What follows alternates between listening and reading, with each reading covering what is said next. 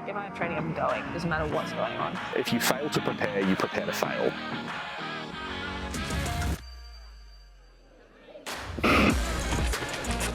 Nicola has progressed into doing multi-events, so she's going to do her debut heptathlon in a couple months' time. So the number, it's meant to say 4101. I initially said 4201, but the national qualifying score for the heptathlon is 4,100 points. So I need to get 4,101 points to qualify. So yeah, that's just to remind me, like every time I leave to training and I don't want to go, or like it's raining, or like I'm tired, I'm like, I have to lock in. So Taylor and Nicola both came to me probably, I would say a bit over 2 years ago. So I was in the track squad a little bit on and off, and then I went away over winter actually, back home, and I joined during winter. And then I rocked up and Taylor was there and I was like, who is this new girl? She didn't like me. No, I didn't dislike her, but I don't really like when new people join, because like what if I don't like them and what if they're better than me? Which I am. But then yeah, I guess she was alright, so. Yeah, so we've been friends since like August of 2022.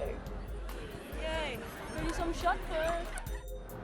But yeah, we gym together, when we run together, we're running together, so like 50-50. Yeah.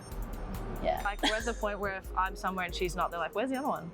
I think we're pretty lucky that we can maintain our friendship while training, kind of do it both at the same time. Well, I love doing it. I love seeing them get out of it what I did. I think I'm lucky that I have friends that are all in very similar situations. A lot of my friends also have moved away from home, so if I'm ever stressed about that, they're kind of like my chosen family in a sense. They can support me emotionally.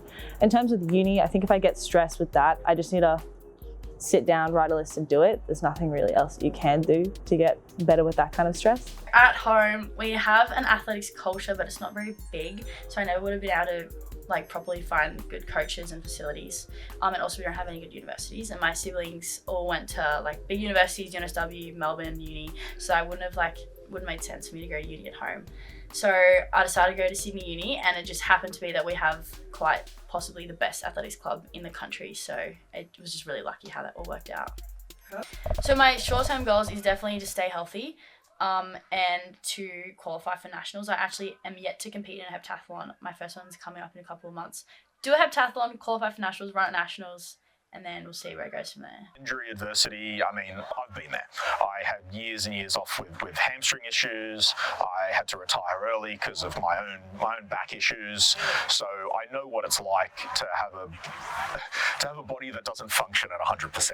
So my first hamstring tear was in 2023 in February, at the very end of the season. I was on my last rep of the day, and I took off and I just felt to go. I didn't know what it was, because I'd never torn anything before. I thought it was just a cramp, and then I realized when I got up, I was like, this is not a cramp. Then the second time I tore my hamstring, I had just come off 10 months of another injury.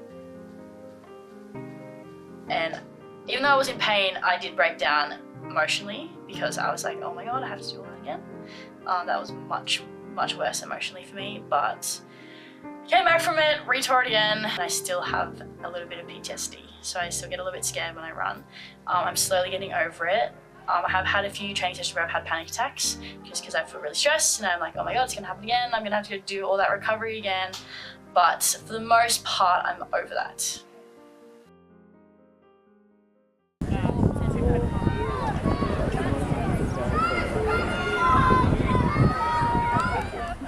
Is taking your pants off and having to redo your shoes back off. Right? Oh my God. When you have to take your pants off, you have to redo your shoes. It's the same with when you do... Zip pants. Well, I don't have zip pants. And it's the same when you take your spikes off and then you have to take them on, because you can't put the pants on the spikes, because the spikes will rip it. Anyway, that's all I had to say. I thought This is an individual sport. If you're pushing yourself along as an individual, then whatever you're doing is going to flow from there. So like with athletics, you can see exactly what you're putting in and what you're getting out.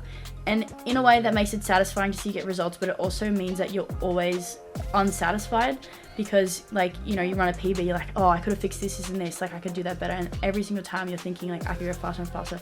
So like, you're never fully satisfied, and it just makes you keep wanting more and more and more. Seeing Taylor improving, I was like, I can't let her improve and not let me improve. I can't fall behind. And just, yeah, I've had lifelong dreams of going to nationals, and I wouldn't be able to do that if I just gave up. So I guess my dreams kept me going. sessions. Like it's, for me, it's all about consistency.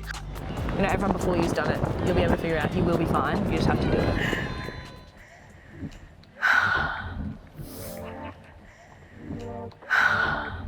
I would say stick with it. Don't be scared to move away from home. Don't be scared to find a team that you get along with, a coach that understands you. Don't be scared to ask for help. Stick to your programs. Don't skip training because you don't want to go. Don't skip a lecture because that means you're going to be a lecture behind and all of a sudden you might have to miss a training session, and just stick with what you have to do and yeah, you'll be fine.